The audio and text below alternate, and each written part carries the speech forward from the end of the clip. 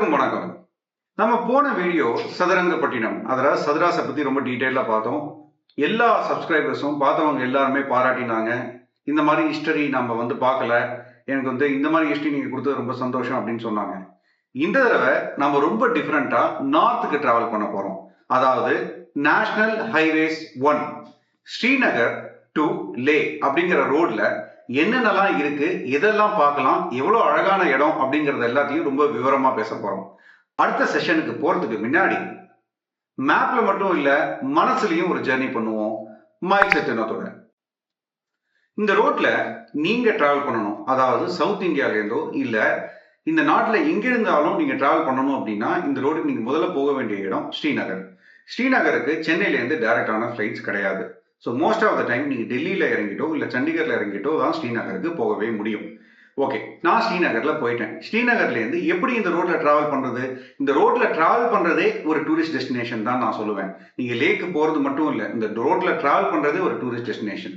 இந்த மாதிரி இடத்துக்கு எப்படி நீங்க போகலாம் அப்படின்னு பாத்தீங்கன்னா, பஸ் இல்ல ஷேர் கார் சர்வீசஸ் நிறைய இருக்கும். அதாவது ஒரு இனோவால 4-5 பேர் சேர்ந்து போவாங்க. அந்த லோக்கல்ல இருக்கிற வில்லேஜஸ் இந்த ரோட்ல டிராவல் பண்ணுவாங்க. அதை விட்டுட்டீங்கன்னா, நீங்க ஒரு பைக்கரா இருக்கீங்க அப்படின்னா இந்த ரோட மிஸ் பண்ணிடாதீங்க. ஏன்னா பைக்ல போறது பயங்கர அட்வென்ச்சரஸா இருக்கும். ஆனா it's not for beginners.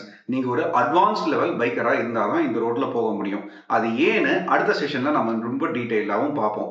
So இந்த ரோட்ல நீங்க பைக்கரா இருக்கலாம், பைக்கரா இருந்தா போலாம், பஸ்ல போலாம், இல்லைன்னா பஸ்ஸுமே ரொம்ப ஆப்ஷனல் தான். 6 மந்த்ஸ்க்கு நீங்க பஸ்ல போகவே முடியாது. சரி, என்னால 6 மந்த்ஸ் பஸ்ல போக முடியாது அப்படின்னா நீங்க ஷேர்ட் கேப் சர்வீசஸ் எடுத்துட்டு இந்த ரோட்ல போகலாம். இந்த ரோடோட டோட்டல் டிஸ்டன்ஸ் 420 கிலோமீட்டர்ஸ். அதாவது ஸ்ரீநகர்ல இருந்து லேக்கு போறதுக்கு உங்களுக்கு 420 கிலோமீட்டர் ஆகும். இத ஒரே நாள்ல டிராவல் பண்ண முடியுமா? அதாவது நீங்க சென்னையில இருந்து நீங்க கன்னியாகுமரிக்கு ஒரு நாள்ல டிராவல் பண்ண முடியும். ஆனா இதுவே ஸ்ரீநகர் டு லே ஜென்ரலா ஒரு நாள்ல உங்களால டிராவலே பண்ண முடியாது. ஏன்னா இது மலைகளுக்கு மேல இருக்கிற ஒரு பயங்கரமான ரோடு. இது ரொம்ப ஈஸியான ரோட்லாம் கிடையாதுங்க. ரொம்ப ஈஸியா நினைச்சிடாதீங்க. 420 கிலோமீட்டர் அப்படிங்கிறதுனால ரொம்ப ஈஸியா போக முடியும்னு நினைக்காதீங்க. ஏன்னா இதுக்கு நடுவுல கார்கில்ங்கிற இடத்துல ஒரு நைட் ஸ்டே பண்ணிட்டு தான் யாரா இருந்தாலும் இந்த ரோட்ல போகவே முடியும். 420 கிலோமீட்டர் போகிறதுக்கு உங்களுக்கு மினிமம் 2 days ஆகும். And most of the time யாருமே இந்த ரோட்ல நைட் டிராவலே பண்ண மாட்டாங்க. இது காலை, அதாவது பகல் நேரத்துல மட்டும்தான் டிராவல் பண்றதுக்கான ரோட் அப்படின்னு சொல்லுவாங்க.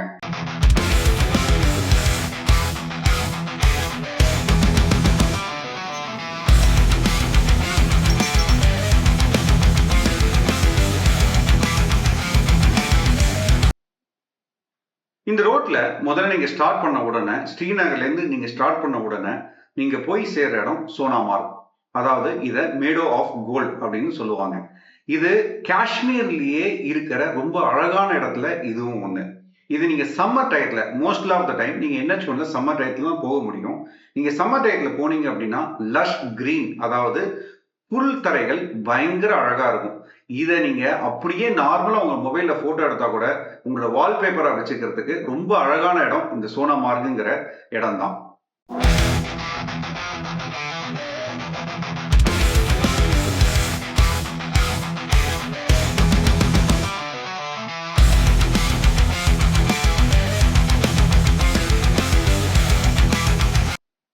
சோனாமார்க் நீங்க பார்த்து முடிச்ச உடனே அடுத்த இடம் நீங்க பார்க்கலாம் அப்படின்னு நினைக்கிறது ஜோஜிலா பாஸ் தான் இருக்க முடியும். ஜோஜிலா பாஸ் ரொம்ப ரொம்ப கஷ்டமான ரோடு. அதாவது அந்த ரோடு 11,500 அடிக்கு மேல இருக்கு. கடல் மட்டத்துல இருந்து 11,500 அடிக்கு மேல இருக்கு. இந்த ரோடு ரொம்ப ஹைட்டாவும் இல்லையே. ஆனா ஏன் கஷ்டம் அப்படின்னு கேட்டீங்கன்னா, ஆமா, இந்த ரோடு நீங்க மேல போகும்போதே நிறைய ட்ரக்ஸுக்கு வழுகி விழுந்திருக்கு.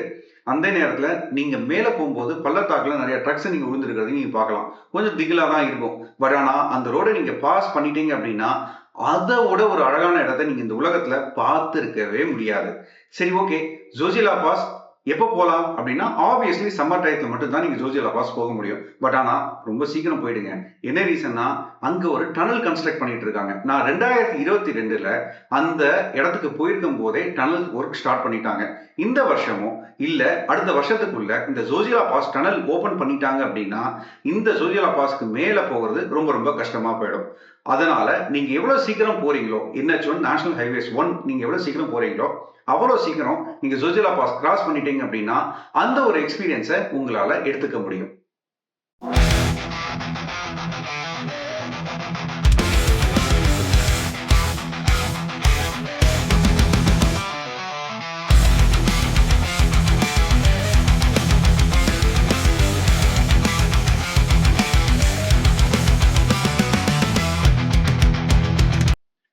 ஜோஜிலா பாஸை கடந்த உடனே நீங்க வந்து சேர்ற இடம் லடாக். அதாவது லடாக்கோட ஸ்டேட், அதாவது யூனியன் டெரிட்டரி ஆரம்பிச்சிருச்சுன்னு அர்த்தம். சரி, நான் லடாக் வந்துட்டேன் அப்படின்னா நீங்க முதல்ல பார்க்குற இடம் பேரு டிராஸ். அதுதான் இந்த வேர்ல்ட்ஸ் மோஸ்ட் இன்ஹாபிட்டட் பிளேஸ். அதாவது மக்கள் வாழ்ற இடத்துலயே அந்த இடம் தான் ரொம்ப கோல்டஸ்ட் பிளேஸ். -40°C வரைக்கும் போகும். அதாவது வின்டர் டயத்துல நீங்க போனீங்க அப்படின்னா -40°C வரைக்கும் போகும். சரி, அந்த இடத்துல வேற என்னெல்லாம் பார்க்கலாம்? நான் சம்மர்ல தானே போறேன் அப்படின்னா அங்கதான் கார்கிலோட நினைவிடம் இருக்கு. வார் மெமோரியல் அங்க இருக்கு. அந்த வார் மெமோரியலை நீங்க பாஸ் பண்ணாம போகவே மாட்டீங்க.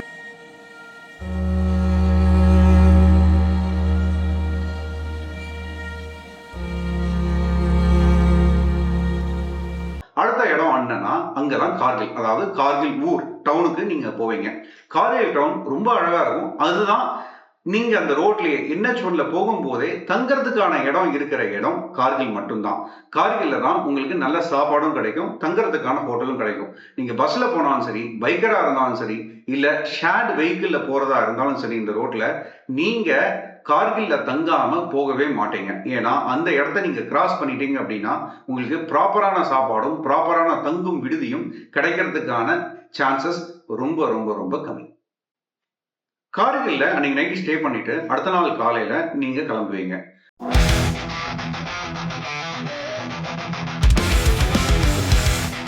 அடுத்த நாள் காலையில நீங்க கிளம்பும் போது நீங்க பாக்குற முதல் இடம் முல்பக் அப்படின்னு இடத்த சொல்லுவாங்க. அதாவது முல்பக்ங்கிற இடம் 1200 வருடம் பழமையான ஒரு மைத்ரேய புத்தர் சிலை ஸ்டோன் கார்விங்ஸா அங்க இருக்கு. அதை மிஸ் பண்ணாம இருப்பீங்க. என்ன ரீசன்னா, நீங்க ரோட்ல போகும்போது, அதாவது நேஷனல் ஹைவே 1ல நீங்க போயிட்டு இருக்கும் போதே இந்த சிலையை உங்களால கன்ஃபார்மா பார்க்க முடியும்.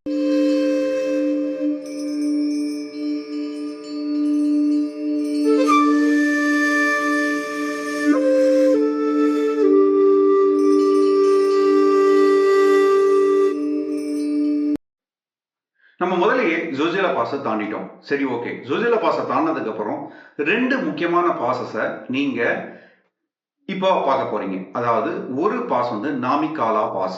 அது வந்து 12,000 ஃபீட், அதாவது 12,000 அடி கடல் மட்டத்துக்கு மேல இருக்கு. இந்த பாஸை நீங்க முதல்ல கிராஸ் பண்ணிட்டு போவீங்க. அது முடிச்சதுக்கு அப்புறம் இன்னொரு பாஸ் என்ன அப்படின்னா ஃபோர்ட்டுலா பாஸ். அது வந்து 13,500 அடி கடல் மட்டத்துக்கு மேல இருக்கு. இந்த பாஸையும் நீங்க கிராஸ் பண்ணிட்டு போவீங்க. இந்த ரோட்ல, அதாவது நேஷனல் ஹைவே 1 ஸ்ரீநகர் டு லேல இருக்கிறது 3 பாஸ் தான். அதாவது Zojila pass, Namikala pass and Fotula pass. இந்த 3 பாஸையும் கிராஸ் பண்ணிட்டீங்க அப்படின்னா நீங்க லேய போய் சேர்ந்துருவீங்க.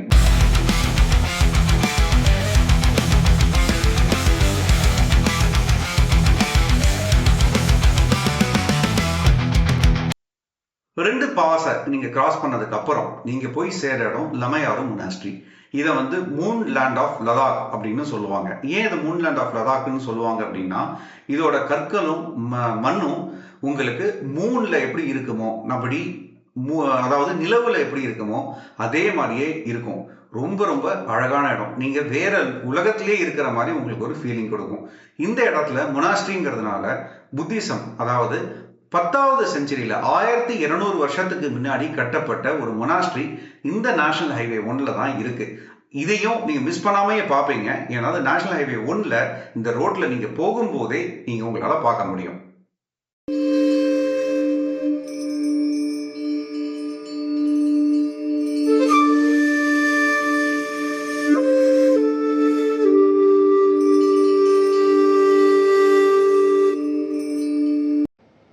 இந்த மாதிரி நிறைய இன்ஃபர்மேஷன் நான் கொடுக்கறதுக்கு, என்னோட எக்ஸ்பீரியன்ஸ்லையும் ஷேர் பண்ணுறதுக்கு மைல்ஸ் வித் வினோத்தை விடாமல் பாருங்கள். உங்களோட ஃப்ரெண்ட்ஸுக்கும் இதை நீங்கள் அமுச்சு விடுங்க. சரிங்க, ஓகே. நம்ம மைல்ஸ் மட்டும்தான் ஜேர்னி ஸ்டார்ட் பண்ண போகிறோமா? இல்லைங்க, மனசுலையும் இது ஒரு பெரிய ஜேர்னி தான். மைல்ஸ் வித் வினோத்துக்கு மறக்காமல் லைக், சப்ஸ்கிரைப், ஷேர் பண்ணுங்க. அண்ட் உங்களோட ஆதரவுக்கு பெரிய நன்றி. அடுத்தது வேற ஒரு வீடியோவில் இன்னும் டீட்டெயில்டாக இன்னும் நிறைய விஷயங்களை நம்ம பகிர்ந்துக்கலாம். நன்றி.